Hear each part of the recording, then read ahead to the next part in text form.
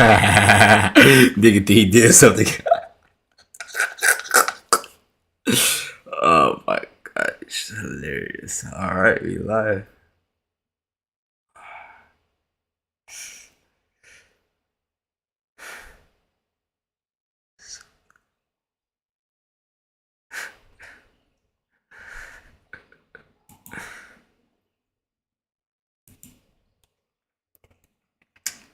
Um,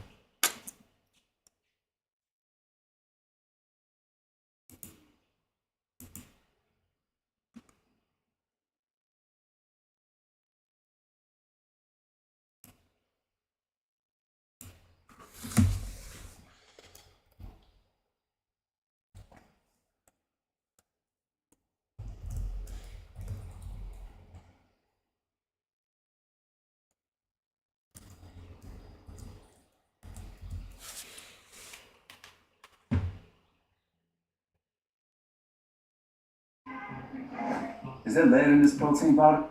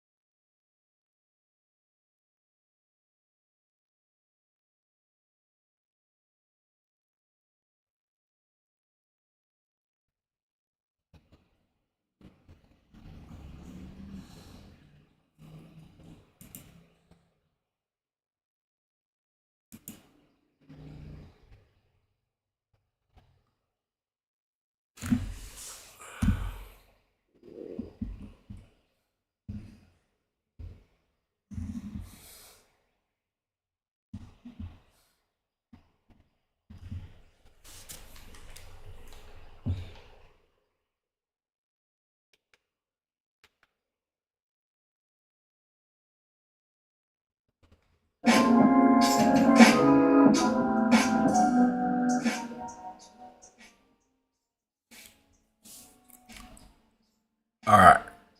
Oh, fucking right. I think we good. Let me just go on Twitch and change the name of the stream.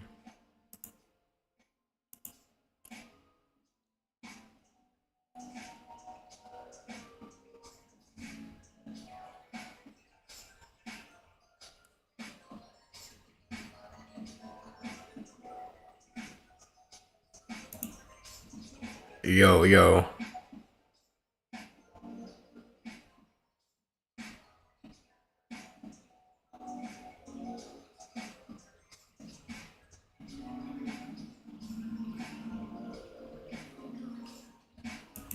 Alright, down. Alright, that sounds good. Uh,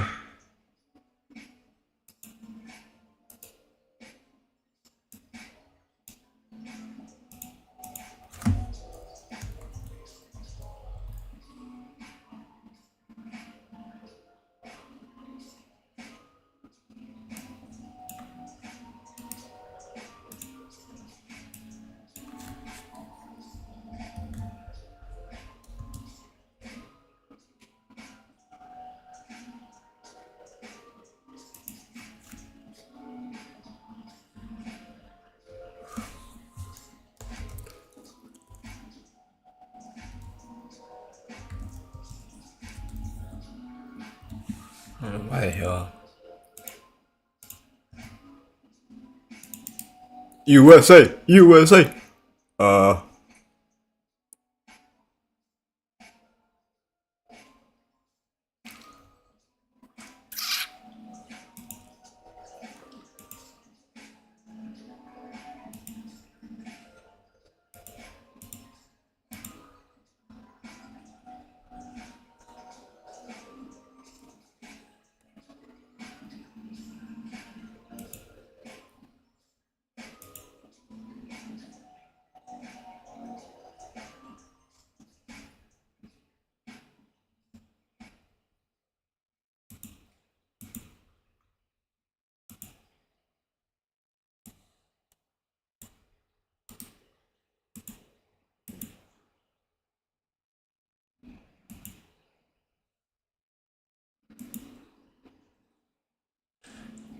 oh shit. People in I don't know why how the hell I got people in my Twitch stream. Um, we finna start. I don't even know what the fuck. We got into some UFO videos or something. Lost somebody. See, these numbers could be fucking fake. That's why I don't give a fuck. I could go end this shit. Ay, ay, ay. What's the odds this shit's gonna work? Alright. Let's do that one more time to make sure.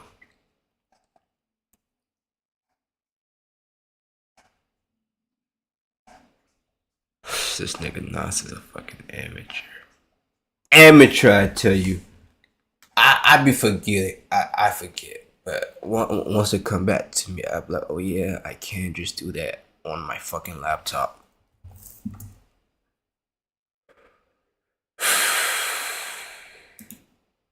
Alright.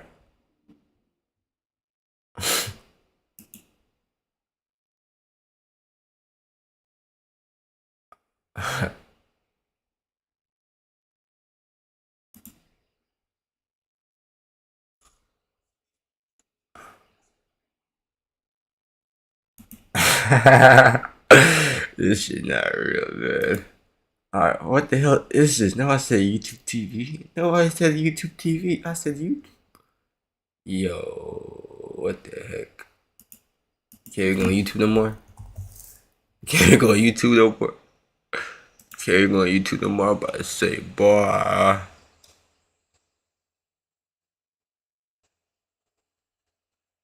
Go ahead, laptop. Act like you're doing something. Alright.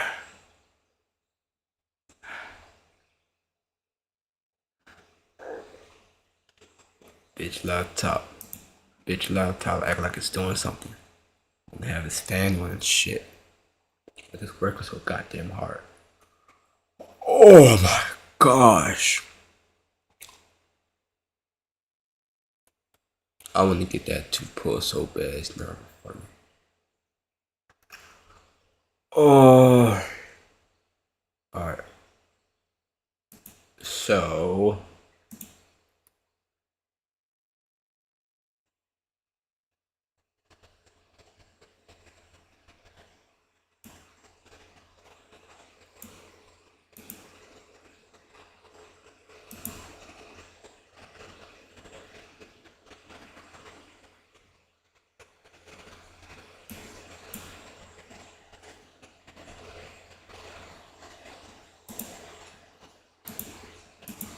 I know it. It's fucking something.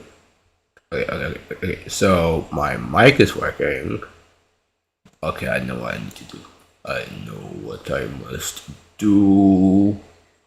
It's the output capture. Yeah.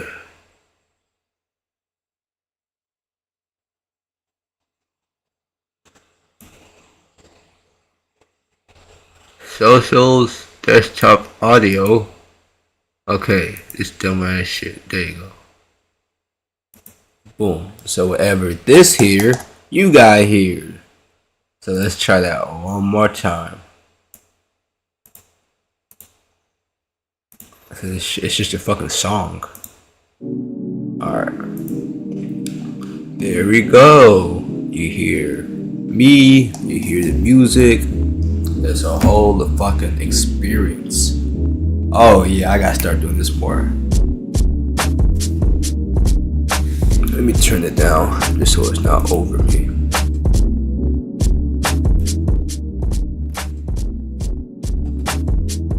Alright.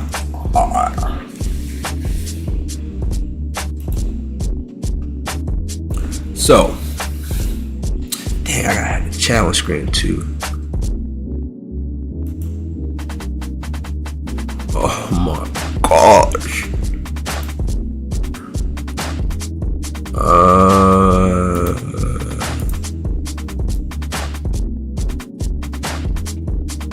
Oh shit, somebody was in the chat.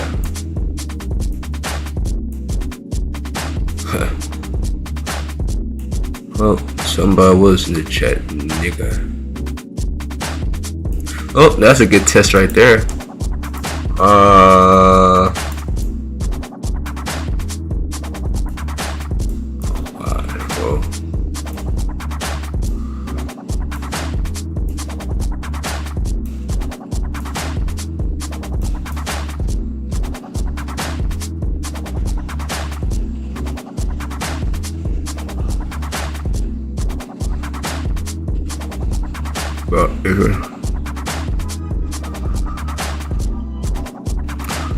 Can I just crop this shit?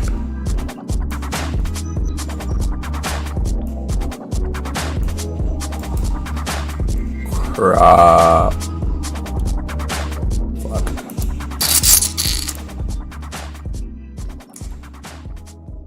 Professional, by the way. Alright. Oh, I got all these ready.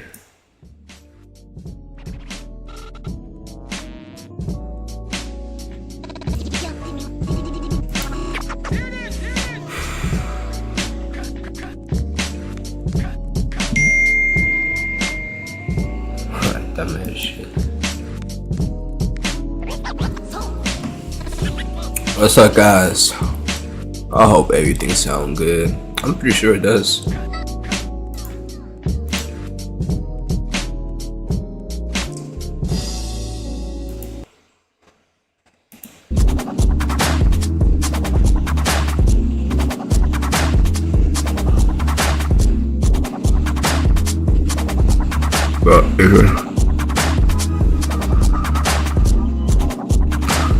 Can I just crop this shit? Oh, I don't know what the fuck is wrong with this microphone. I'm gonna be dead honest. I tried. I swear I tried. I don't feel like recalibrating this shit. Alright. What's going on, world? It could be worse. I think it sounds good though.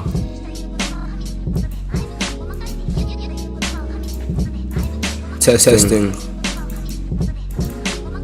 Yeah, it sounds good. Alright. So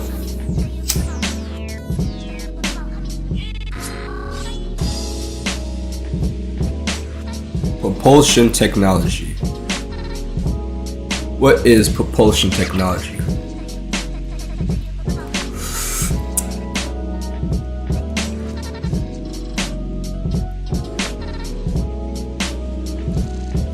Well, we're going to figure that out today.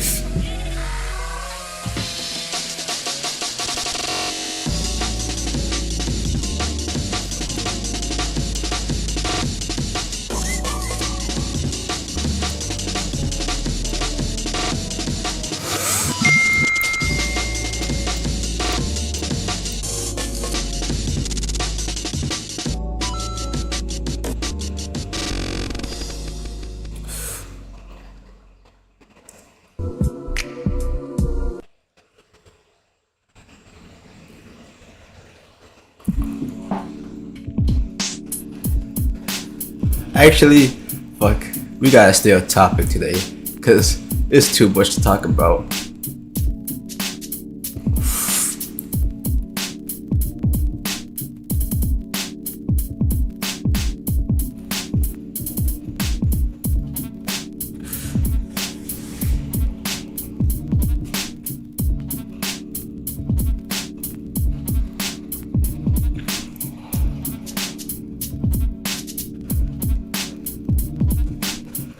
Ghost.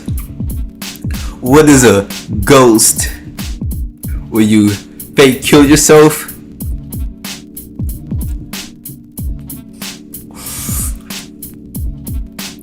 Call of Duty Ghost. Who was our dad? He was a ghost.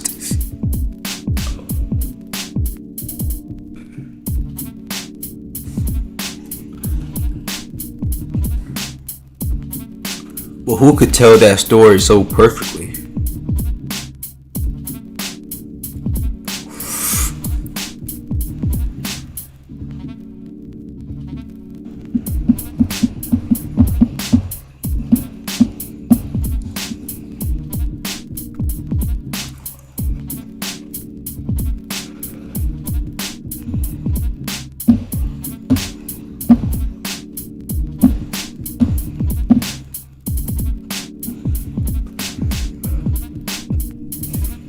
All right.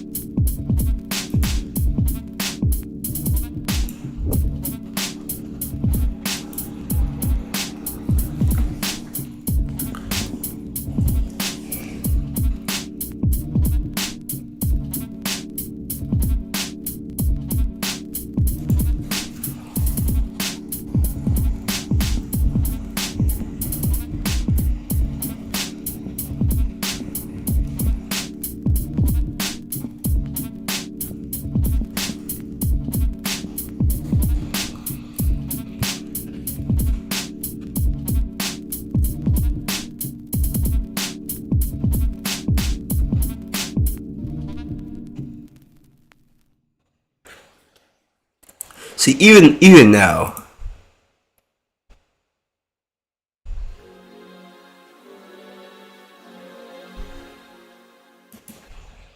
like even now, it's still manipulation. Even now, of course, no shit, Sherlock.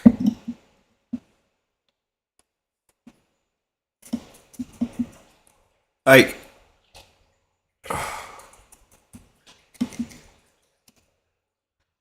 look. What is the definition of propulsion?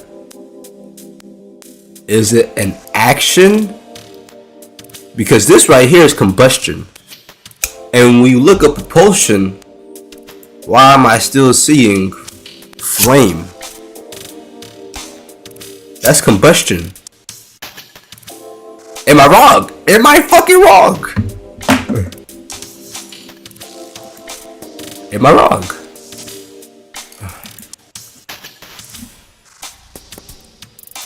So propulsion must be an action.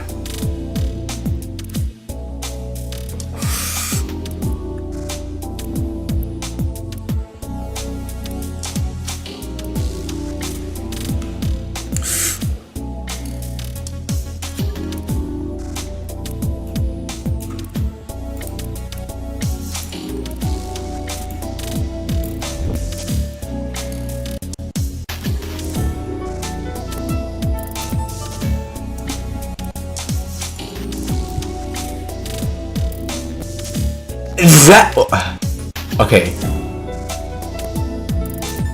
Okay.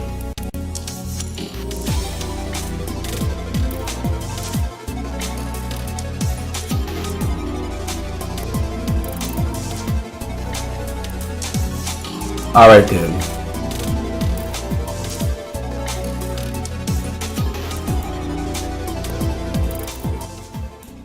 All right. The hell? Yo, what's up, man? How you been?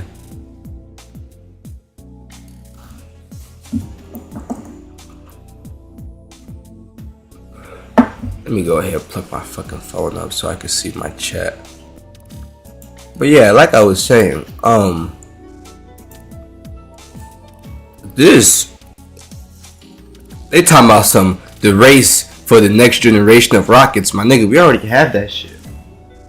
Propulsion is when I'm talking about is no combustion. Is when it's more. Ooh, that's what you see more of the like the dare I say alien spacecraft, but that is not using combustion. I don't know fucking.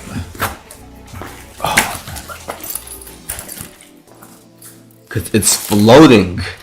It's floating. It's floating. You feel me? When it's floating, it's like it's gliding.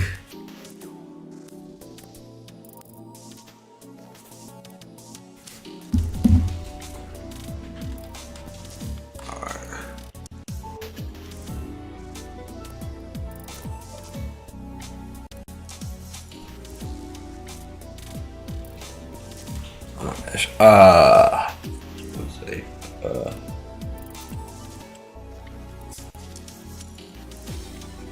How the hell am I gonna be to see all of my I guess you just watch it on Twitch or YouTube.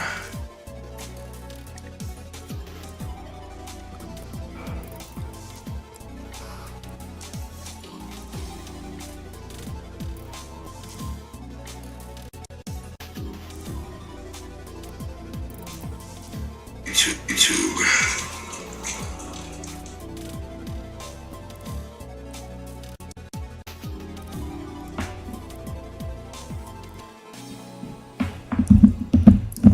Alright.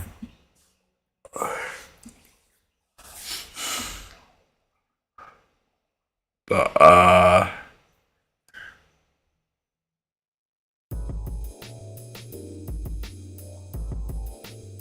but yeah, this right here.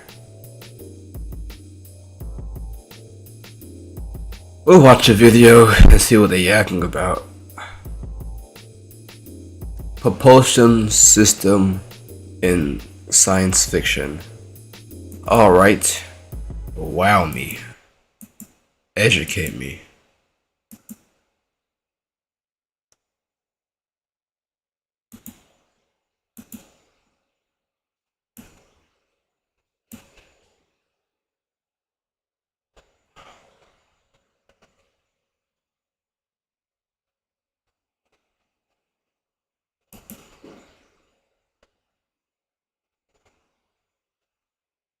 Alright.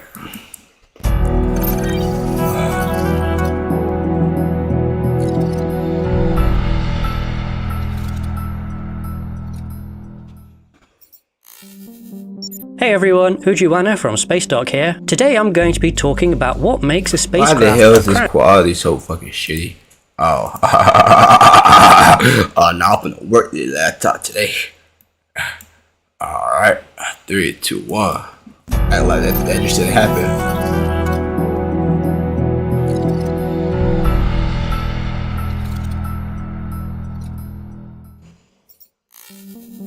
Hey everyone, Ujiwana from Space Dock here. Today I'm going to be talking about what makes a spacecraft a craft rather than a station, the engines. That said though, the ISS does have engines for maintaining altitude, but it's not going to be taking quick jaunts to the moon for brunch. Every ship needs a way to move, be it solar sails or fusion drives or some other technology, and they also largely have FTL drives to go with them. The design and capabilities of the engines can be extremely important to the story and setting, or just something there for flavour or convenience. They are one of the many methods science fiction creators use to define their settings and the vessels within them, helping to set audience expectations. For example, the Millennium Falcon is boastfully introduced by Han Solo as being exceptionally quick, but in The Empire Strikes Back, its hyperdrive is temperamental at best. The sublight engines are powerful, but it's the hyperdrive that truly makes the ship characterful, and its foibles You see, I gotta get into more.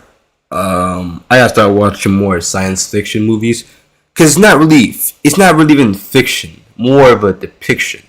You feel me? So I gotta start watching more, cause it gives you the best grasp of what we can, like, think of what we can like put like our imagination. That's literally our imagination. Like we can see it, see how it moves, see how it sounds. And most of the time, it's probably not bullshit. Probably some subliminal messages in there.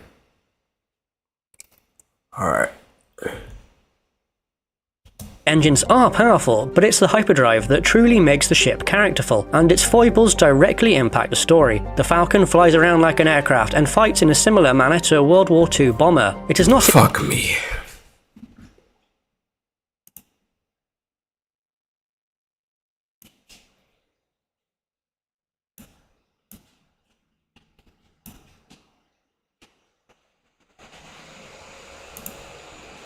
In any way realistic, but it doesn't matter whatsoever because of the setting. Contrary to this is the Epstein drive in The Expanse, an extremely efficient and powerful but The Epstein drive. The Epstein drive. Bro, get your fuck out of here. Oh, I'm about to pass out. They call that shit the Epstein drive.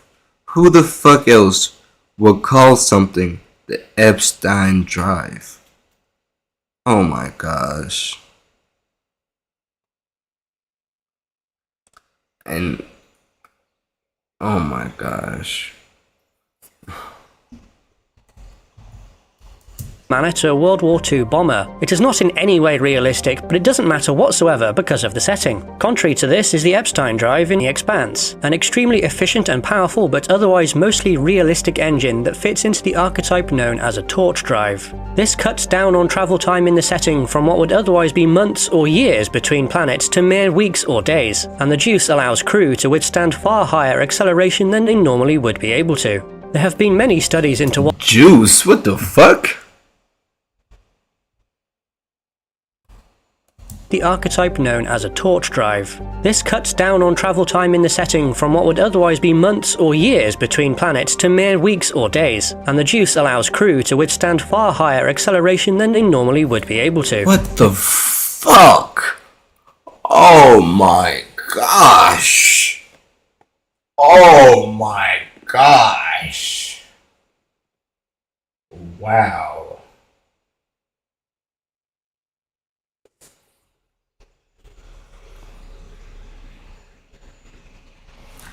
Wow.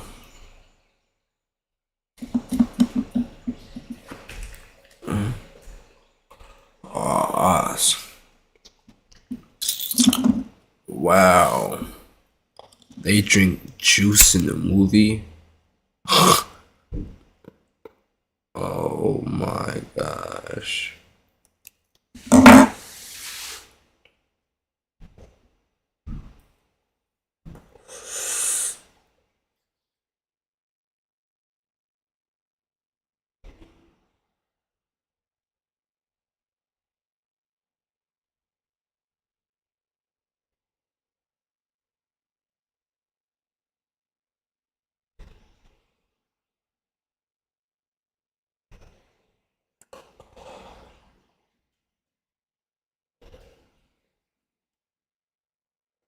Why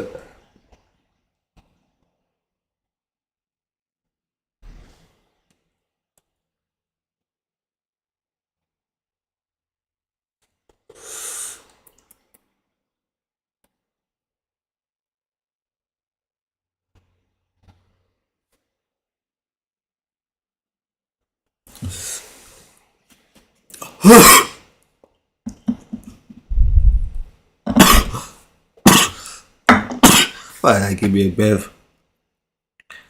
My dumb ass.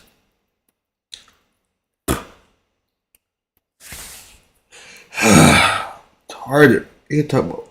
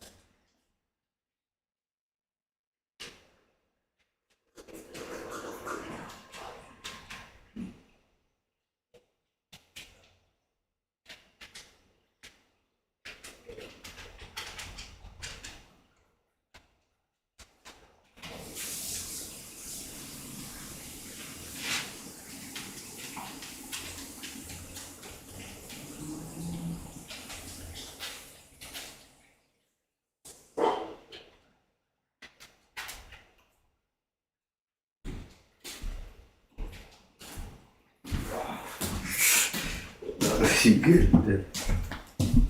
Never in my life.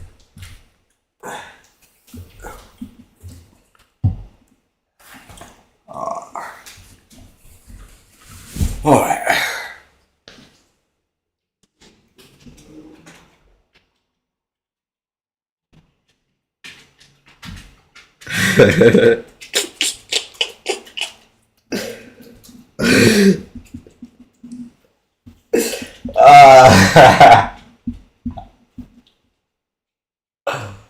Oh my gosh. Oh.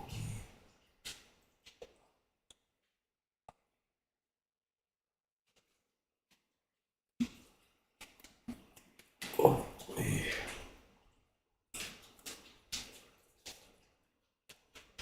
Oh my gosh, man.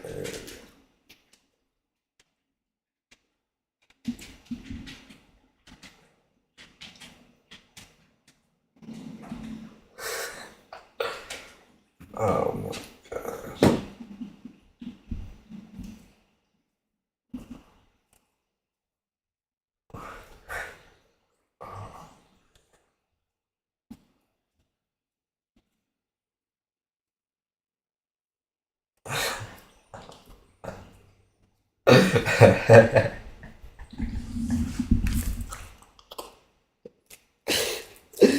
Oh. Oh. Oh. Ooh.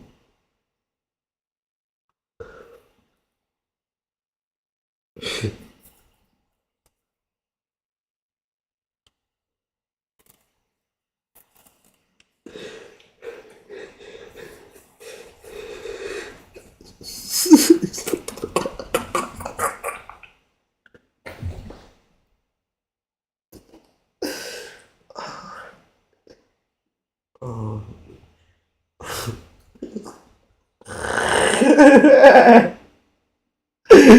Oh my gosh, man.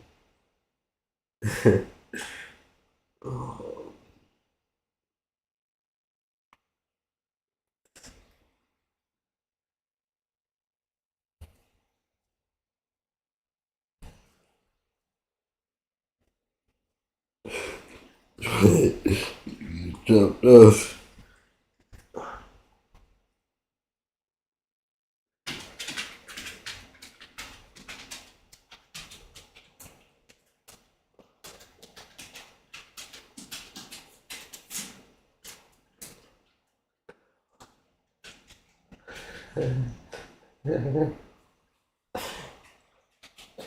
Mike.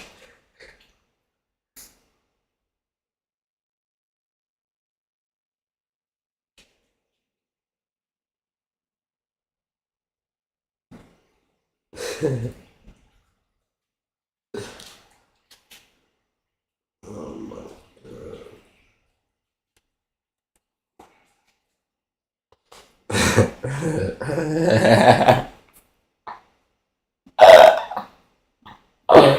Oh my god.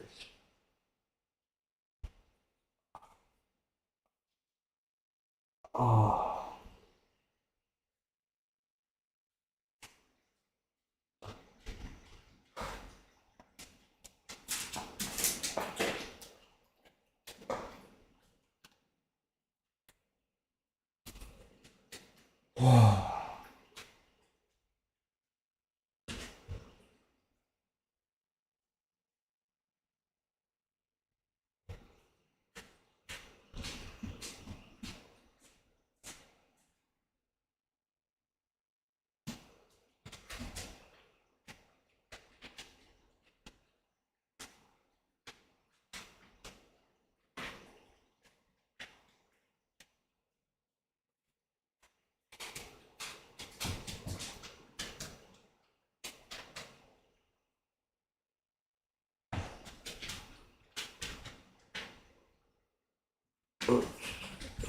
Alright.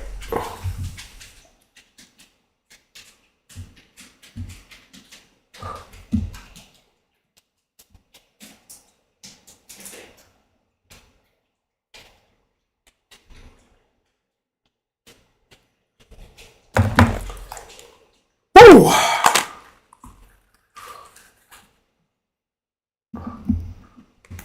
Alright. Testing.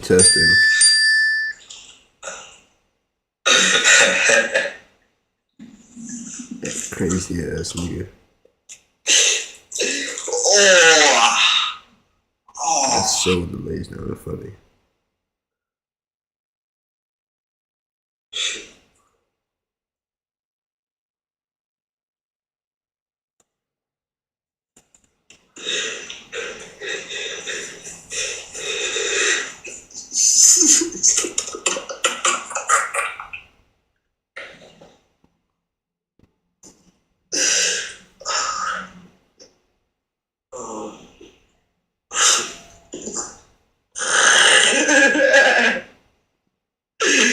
Oh my god.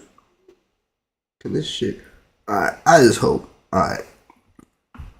When in doubt, go on OBS.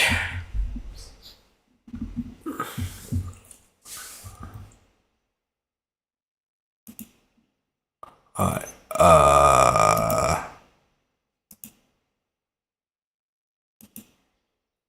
Testing. Alright. Let's get back into the video.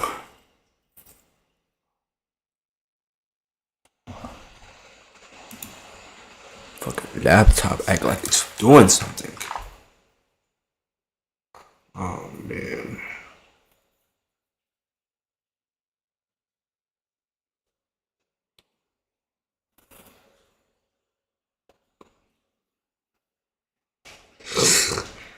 Oh my gosh.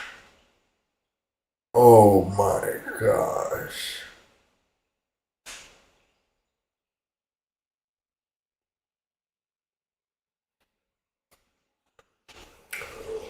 Ooh. All right.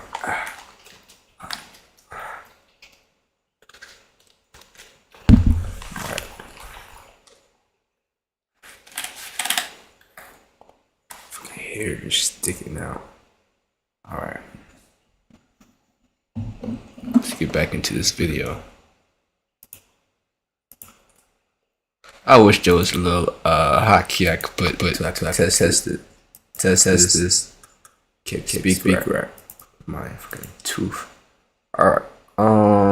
Let's continue back into the video. Alright. So, oh yeah, I went crazy because in the movie they were drinking some fucking juice. That's just wild to me. And no, it's very ironic. Let me say that.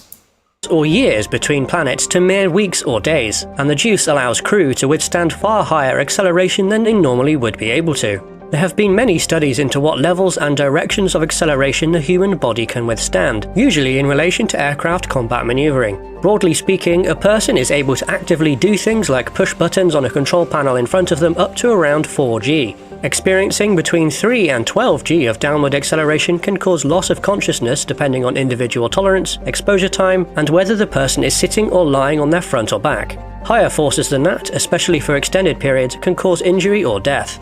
Though there are ways to improve a person's tolerance and reduce their chances of blacking out. The simplest of these is just training. By tensing their legs, they can keep too much blood from pooling in them. This is also how G-suits work, by squeezing the legs, and by doing a special breathing exercise sometimes called the hook maneuver that prevents too much blood leaving the brain. This is what Bobby Draper was doing in Season 5 when escaping from a torpedo. These are all mitigating factors though, and beyond a certain point, loss of consciousness and injury will still happen. This is where the juice comes in. It extends that limit and allows for higher acceleration for longer times. The Expanse also uses thrusters for changing orientation. These systems are commonly called ACS or RCS, standing for Attitude Control System or Reaction Control System respectively, and can be found on basically every real space vehicle ever built. This is not the only way to change the direction of travel when using realistic physics for spacecraft, as you can simply tilt the main engines when they are running. This changes the direction thrust goes in compared to the vehicle's center of mass, which in turn makes the vessel rotate. The thrust can be redirected with other methods and can even be be used as full-on thrust reversers like on the Razor Crest, may it rest in very many pieces. Thrust reversers, and the reverse of them, reverse thrusters, are not a terribly common thing in sci-fi, but they do show up now and then. Stargate SG-1 has both the Asgard mothership and the BC-303 Prometheus include deceleration drives for atmospheric entry and landing. Nexus, the Jupiter instant, has some vessels with full-size drives mounted on their fronts used for deceleration, a design feature that also shows up on many warships in the Sojourn. Additional landing engines may also be on the ship, unless it pulls a SpaceX and lands on its tail, or if the vessel is just flat-out incapable of landing. This could be the RCS pulling double duty if it's powerful enough for the gravity of the planet being landed on, as with the Rocinante on Ilus, or separate landing engines like the belly thrusters on the Eagle transporters in Space 1999. The Razor Crest had VTOL engines built into its nacelles that seemed to be inspired by the real Dornier DO-31. There was a really neat moment in Season 2 when the engine on one side failed while the other was still running, causing asymmetrical thrust which then pushed the crest over into the water.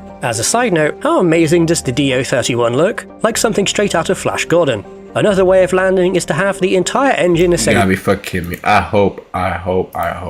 Yo, you gotta kill yourself. Oh my gosh. Oh my gosh. Fuck me.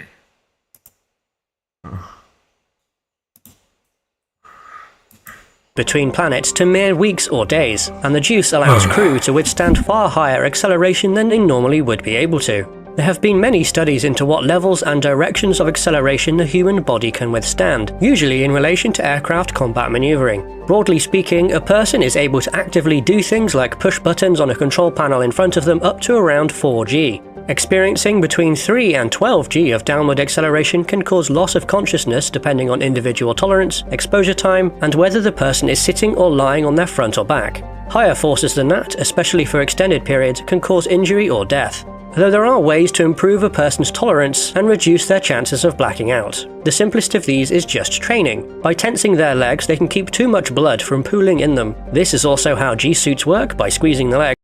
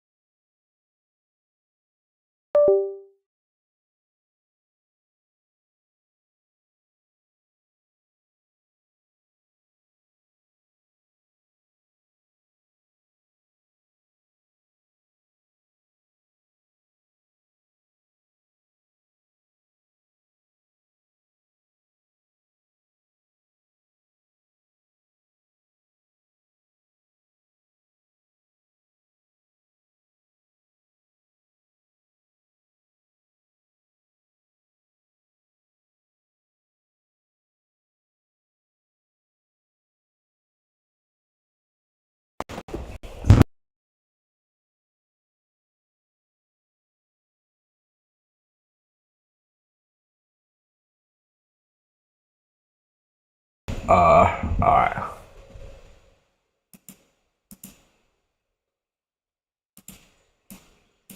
Alright. Yo. Testing. Yo. Alright. So I'm gonna do this. I would not do that. I wouldn't. That is some tough ass training. Pass out. How long do they know until you pass out? Imagine you pass out that motherfucker. They don't got no camera. They probably got a camera in it. But imagine there's not no camera in that shit. Yo, that just blacked out. Yo, leave this body just go. Oh my god. Cause me, I like roller coasters. I like roller coasters myself. I like this the forces of G's in your body. I like that shit. But oh my gosh, I would not do this training because these niggas would probably deliberately try to knock you out, bro. Alright, let's see what we can handle. Whoosh. Hey, knock your ass out, bro. I'm straight, bro. I'm staying on Earth. These niggas gonna try. These niggas, hell no. I ain't doing nothing that I can't control. These niggas, you hop in this shit. They gonna put this fucking max settings and knock your ass out, bro. Oh, man, that's funny as hell. And reduce their chances of blacking out. The simplest of these is just Alright, nice check.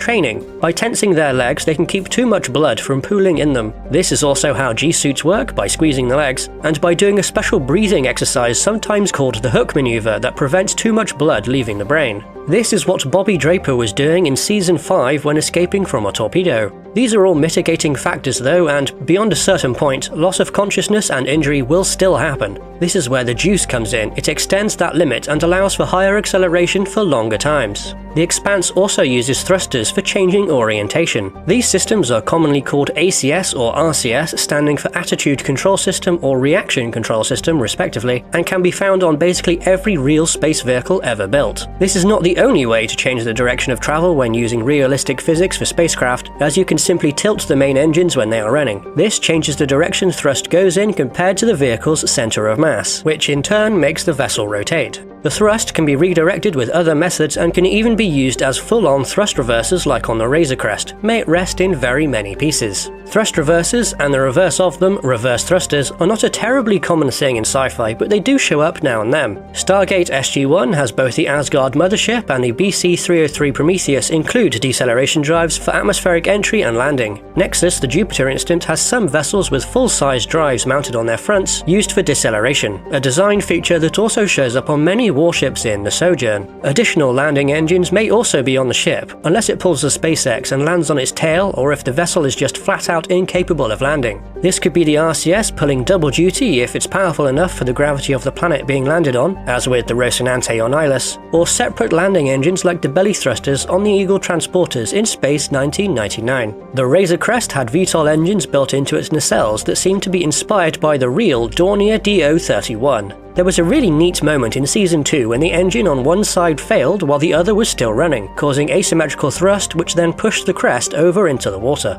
As a side note, how amazing does the DO-31 look? Like something straight out of Flash Gordon. Another way of landing is to have the entire engine assembly rotate, as with Serenity or the USCSS Prometheus, which I think does it better out of the two with that neat fulcrum system. It is possible to combine these landing engine types, as on the Valkyrie shuttle from Avatar. The Valkyrie uses a set of 4 jet engines for low-speed atmospheric flight which can rotate, giving it VTOL capabilities. This was needed because using the 2 big fusion engines would just not be viable or safe in atmosphere, which is also why the Rocinante used its RCS for landing. Big, powerful engines have big, hot thrust plumes. This is one of the reasons why the real-life proposed Starship HLS has additional landing engines higher up on its sides, as the huge Raptor engines could dig a crater in the lunar regolith, the moon dust on the surface, or throw rocks up that could damage the craft. That is what standard chemical engines could do. Now imagine that with something more high-tech. This means that engines themselves are highly dangerous weapons in their own right. Get caught in the plume of an Epstein drive and you'll have one hell of a tan. The idea of weaponized propulsion is known as the Kzinti lesson, named for a short story by Larry Niven.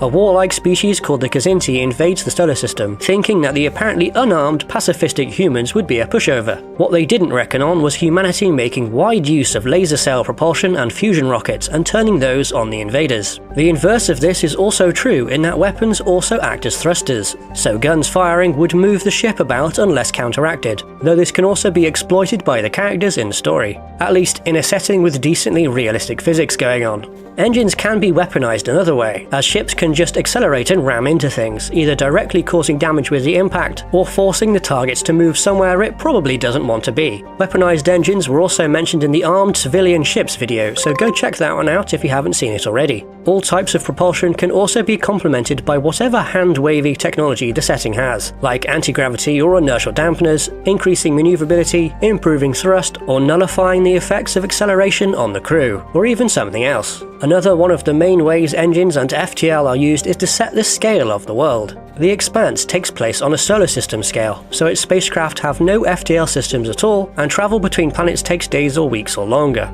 Most popular sci-fi is much larger than this, typically being galactic in scale, with stories taking place in many different star systems that can be extremely far apart. As travelling between stars the normal way would take years at best, these stories simply couldn't happen on a relatable timescale, which leads to having faster than light travel. There are many different types of FTL, but for spacecraft they generally fall into one of three categories. A drive that takes the ship beyond light speed, a drive that takes the ship into another dimension that is somehow compressed, or an external device that does either of the first two to the ship. There can also be a mix of the two, such as in Mass Effect or Babylon 5, and also instant teleportation, but that can sort of be counted as the first one. If you want a more comprehensive look at all the types of FTL, please let us know in the comments below. Together with the sublight propulsion, FTL engines provide opportunities for stories and events, as with the Millennium Falcon mentioned earlier. Ideally, the two should really be designed to complement each other and follow some sort of guidelines for consistency. That said, the more fantastical the world is, the less this is required. Finally, not having any apparent method of propulsion is a good way to show highly advanced technology in comparison to more normal spaceships. Something like the Independence Day city destroyers or Ego's eggship thing from the Marvel Cinematic Universe. So next time you're watching, playing or reading something with a spacecraft you like in it, or even creating one yourself, have a little think about the engines and how they are used. Thanks for listening, this is Huji from Space Dock signing off. Yeah, VTOL jets, I like that because they got them on Fallout.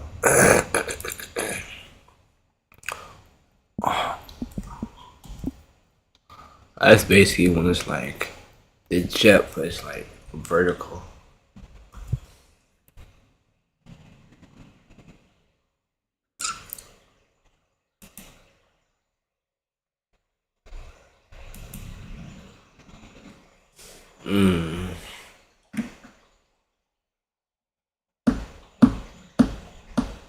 This is basically a hybrid.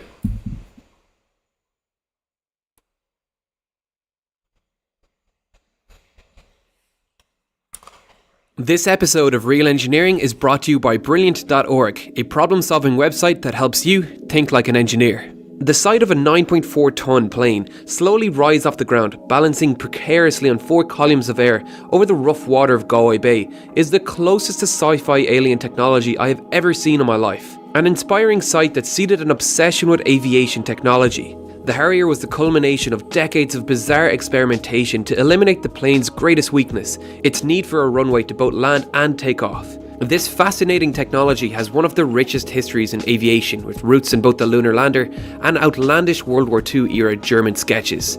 Both the Allies and the Germans used helicopters and autogyros during this period, but using a rotor for both lift and thrust inherently trades off speed. The Germans dreamed of a plane capable of taking off from anywhere, eliminating the need for tactically vulnerable airstrips without sacrificing speed or dogfight capabilities. Inspired by their ballistic missile program, which still lacked effective guidance. I promise you, as that shit taking off, lock on that bitch. Programs to accurately target Allied aircraft, Erich Bochum developed the tail-sitting, rocket-powered BP-349. Which would allow the pilot to take control of the plane in its final stages of flight to guide it to its target and unleash a barrage of smaller rockets before ejecting to safety. The only manned test of this aircraft resulted in the death of the test pilot, and the idea was abandoned, but that didn't stop the Germans in their pursuit of VTOL aircraft. Next up was an even more bizarre tail-sitting aircraft that featured 3 propeller blades, each powered by ramjets at their tips. This would function similar to a helicopter for takeoff and then transition to forward flight and use the blades like a giant propeller. But it would require a nose-up position to achieve adequate lift, as it didn't have any wings. Unsurprisingly, this didn't make it past basic wind tunnel testing, but could well have inspired the Lockheed XFV and Convair XFV Pogo planes in the 1950s, which used massive counter-rotating turbo propellers. The Lockheed version only ever managed to hover for a brief moment while transitioning from a horizontal flight to an upwards vertical flight, but the Convair XFV Pogo, flown by Lieutenant Colonel James Coleman, became the first aircraft in history to successfully fly in both forward aerodynamic flight and in hover. Ultimately, both planes were cancelled due to the difficulty in flying them and their lack of speed and lack of lifting power. Engines for propeller-driven aircraft were simply not powerful enough yet. To achieve necessary lift, the rotors would need to increase velocity or diameter, which would decrease the max horizontal speed of the aircraft, as the tip speeds of the blades would rise, meaning the tips of the blades could easily break the sound barrier and cause all kinds of problems. This problem and how the incredibly versatile Osprey solved it needs a video by itself to explain the nuanced design of helicopters and their speed limits, but for now you'll just have to trust me that it's a difficult problem to solve. And with the advent of powerful jet engines, the problem was largely solved without the need for large propellers. The first aircraft to use jet propulsion for vertical takeoff was the Rolls-Royce Thrust Measuring Rig, aptly nicknamed the Flying Bedstead, for its obvious departure from the bird-like designs of the past. This configuration largely influenced the design of the lunar lander training vehicle that NASA developed for Neil Armstrong and other astronauts to practice with. They mounted the engine on a large gimbal to ensure that thrust always pointed directly downwards and only provided enough lift to simulate the moon's gravity, while hydrogen peroxide rockets were used for control. Neil Armstrong attributed the success of his difficult landing on the moon to this ingenious training vehicle. The lessons learned through early research aircraft like these provided Rolls-Royce with the knowledge required to develop the Rolls-Royce Pegasus engine, which powers the Harrier. This engine needed to have enough thrust to lift the entire weight of the plane.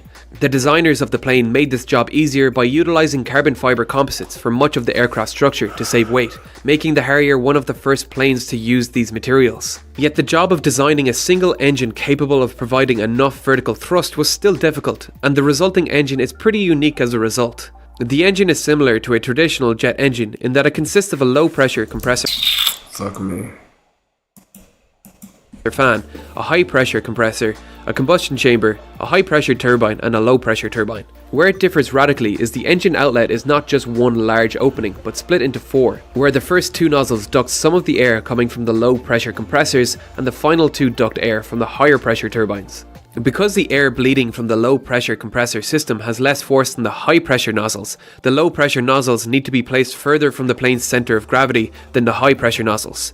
This balances the plane along the length of the plane, but in vertical takeoff mode there is no air flowing over the wings to provide force for the controlled surfaces. So the plane needs a way of controlling its roll, pitch and yaw in vertical takeoff mode, and so the plane features nozzles that bleed air from the engine on the nose, tail and wingtips. This control system is not as reliable as aerodynamic lift, which is largely self-correcting when disturbances occur, although fighters tend to purposely decrease stability to increase maneuverability, which requires a computer to constantly monitor. But the disturbances due to the ground effect from its own jet can cause oscillations that overwhelm this control system, and with no accurate way of correcting them, they can grow until the plane inverts and lands on the cockpit, which has killed pilots on several occasions. So pilots often drop the plane heavily from a few meters above the ground before the oscillation could take hold, which obviously wasn't ideal for the landing gear. The Harrier was also disadvantaged to conventional aircraft as the vertical takeoff mode was severely limited in max takeoff weight and burnt off much of its fuel in this intensive maneuver, reducing its range too. So most Harrier takeoffs take place only as a partial vertical takeoff, where the plane would accelerate on the runway like a conventional plane to achieve some lift from the wings and then angle the nozzles to achieve the final lift needed to safely take off on the shorter runways of aircraft carriers. The plane could then land vertically without wasting as much fuel later on when the weight of the aircraft had reduced through its use of fuel and armaments. This takes its max takeoff weight from 9.4 metric tons to 14, which is still lackluster when comparing to its fellow marine aircraft like the FA-18 Hornet, which has a max takeoff weight of 23.5 tons and a maximum speed of 1.8 Mach, compared to the Harrier's subsonic 0.9, making it a much more capable attack platform. But the Hornet is only capable of launching from large carriers, whereas the Harrier can launch from amphibious assault ships like the USS America. The Harrier has even managed to land on a cargo ship when its pilot lost radio contact with its crew and ran out of fuel. But both of these fighters are slated to be replaced by the controversial F-35, which will be capable of VTOL thanks to the incredible directional rear thrust and shaft-driven lift fan. This fighter improves much of the technology the Harrier laid the ground for, while including futuristic VR helmets allowing the pilot to see through their own plane using 6 infrared cameras surrounding the plane, advanced laser targeting and radar capabilities, all the while incorporating stealth technology. The plane has been deeply entrenched in US politics, raking in huge developmental costs and supporting thousands of American jobs. It has been delayed again and again, largely due to its ambitious technological leap over its older counterparts. Should it finally reach service, it will become the most advanced plane in the history of mankind. Each advancement, like this, is built upon the foundations of physics that humankind has learned over the course of our existence. If you would like to flex your physics knowledge and learn more about the principles of the universe upon which these machines are built, I highly suggest you check out Brilliant.org. Brilliant is a problem-solving website that teaches you how to think like an engineer. You can dive in and start learning about a huge range of topics, starting from basic physics and working your way. Starving. Alright. That's cool.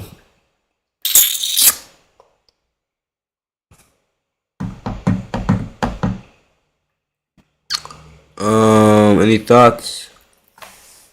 Any thoughts? Any thoughts? Any thoughts?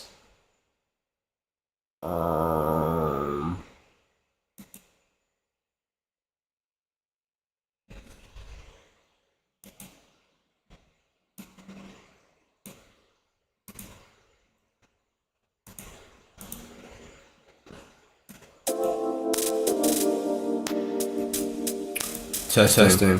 All right.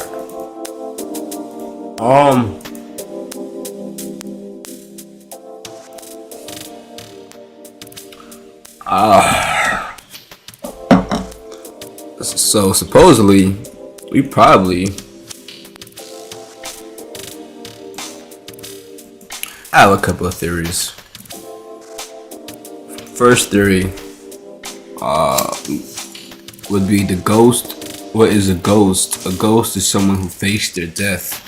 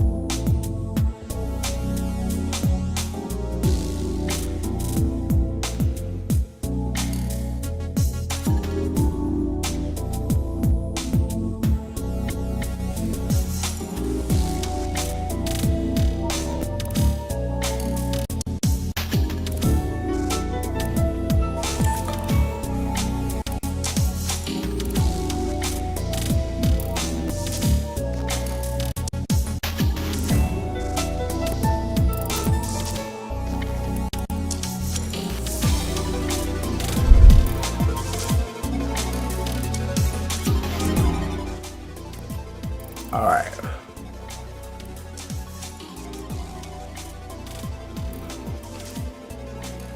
This stream was supposed to be about propulsion technology. Alright.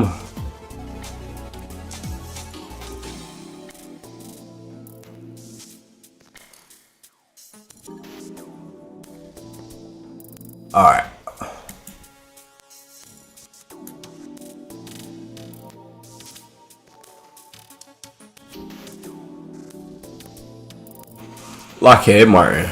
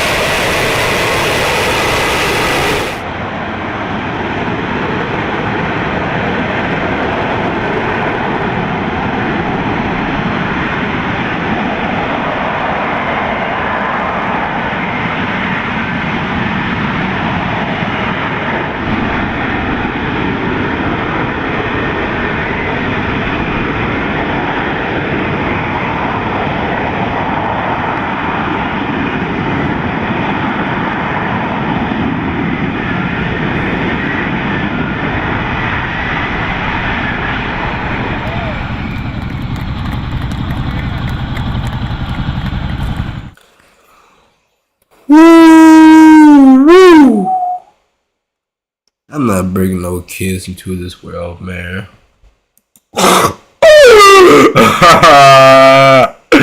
That shit's so fucking crazy. Oh my gosh. Oh my gosh.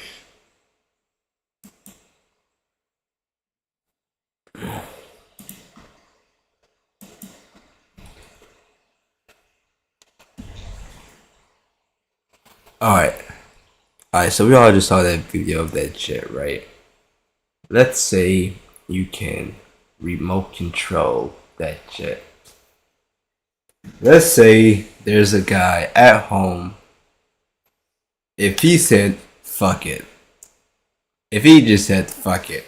Turn on his controller, connect it to a jet, and say, alright, I can take out this whole world tonight by myself.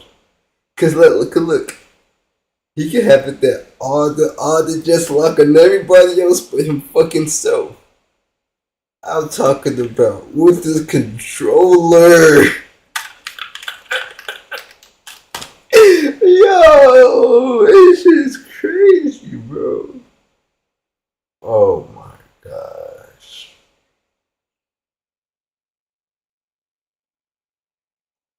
Oh my gosh.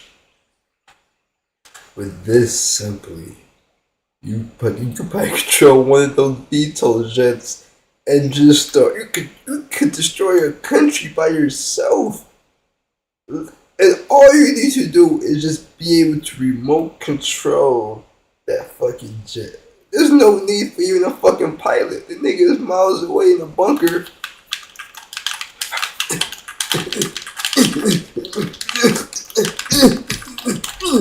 Oh, you're gonna blow that one? Alright, another one. You're gonna blow that one? Alright, another one. Alright. Y'all got some technology too? Alright, bet. A nuke. Boom! Like, what the fuck, bro? Oh my gosh. Crazy, bro. Crazy. Like GTA. Literally, if you play GTA, there's jets in GTA. You know how fun that shit is? Air fight, it's just fun. Oh my gosh. And you're doing it on something. Oh my gosh, bro. Ooh. Wow. It's definitely possible. I'm not gonna say it's not. Oh my gosh. And I'm rewatching it. I'm rewatching that shit on my fucking phone. I'm rewatching the shit. Rewatching the stream. Bro, that is crazy, man.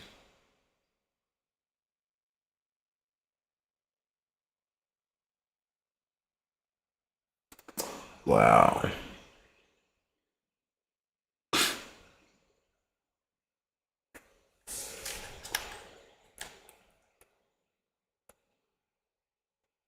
Wow.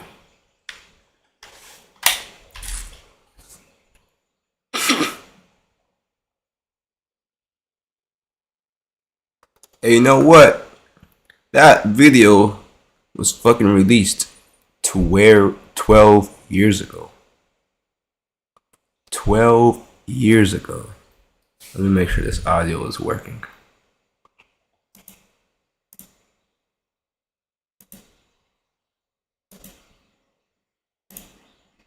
Yo.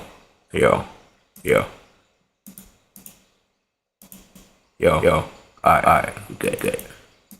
Yeah, so, fucking two. I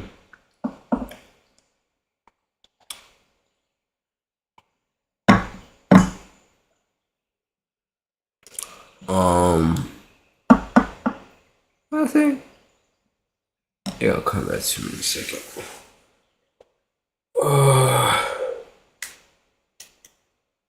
I'm talking about some guy. Oh yeah, that video was fucking released like 12 years ago. 12 years. That's what they want us to see. That's what Lockheed Martin was like, alright, this is some old ass shit. Let the Chinese copy this. Y'all copy us and everything. Go ahead and let them copy this F-35, thinking this is our next generation. Next generation. Oh man, bruh. Next generation. That's probably the joke at Lockheed Martin. Next generation. Yeah, you guys think I'm over exaggerating it. Oh my gosh, man. That was 12 years ago, though. Damn. The Epstein drive. You need the Epstein drive to get to space. Who has the Epstein drive? Like, bro, talk about a subliminal message, man. Oh my gosh. Buster sees a black truck. Oh, extraction team, get him. Oh man. Oh man. Oh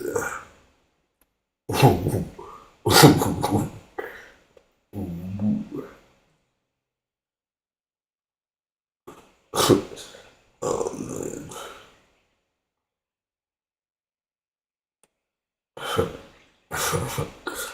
Oh my gosh. Whew.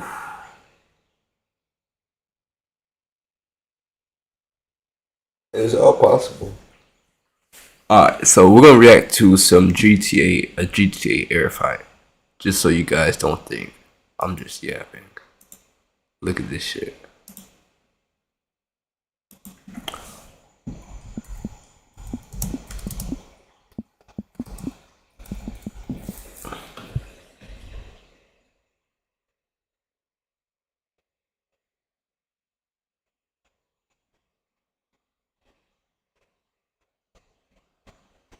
See this? So let's look at this shit. Hey look, I can't speak, man. Shit. This right here could be a subliminal message. Epic dogfight with new F-160. This right here could be what they're playing around with, cause it's in GTA. And you know what's so crazy? I got GTA on my fucking I got GTA on this fucking PC. I promise you I'll stream me going through that whole flight school just to learn some shit, you feel me?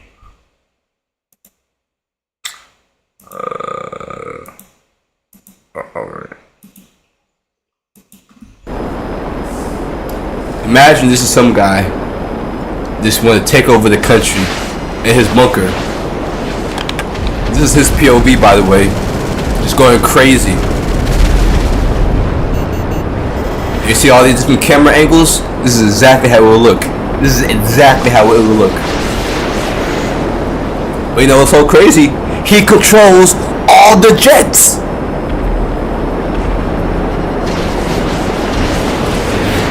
So, ooh.